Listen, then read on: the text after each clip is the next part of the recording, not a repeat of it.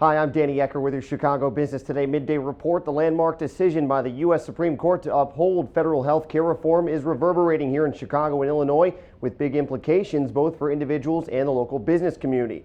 Here with some perspective on what the ruling is Crain's Assistant Managing Editor Tom Korfman. Tom, summarize the ruling and how it impacts those here in Illinois. Well, the Supreme Court today held that the mandate, the requirement that people buy insurance, is constitutional under the Congress's taxing clause. They have the taxing power to encourage people to do that. They did hold that it was not legitimate under the Commerce Clause, but that ruling will probably have very little effect going forward on almost anything.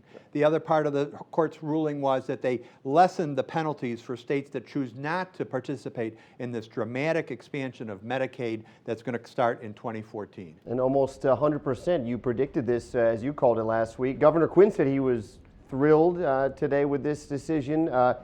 What impact will this have on the state and obviously the insurance exchange, which has been a bit stalled lately? Well, the governor is thrilled. He must be thrilled because he likes dealing with headaches. He's got several major problems coming up. Number one, the exchange, as you mentioned.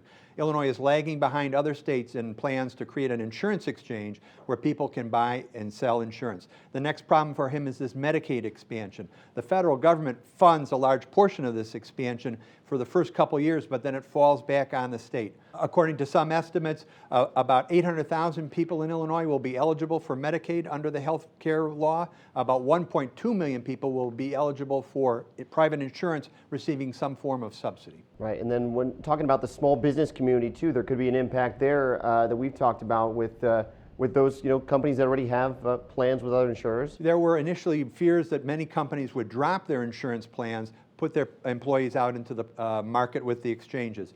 Those fears have eased somewhat, but now we're coming to the time of moment of truth where a lot of companies will have to look hard and see whether they can afford their insurance or whether they will cut loose their employees. Okay, Tom, landmark decision. We'll see how it all plays out.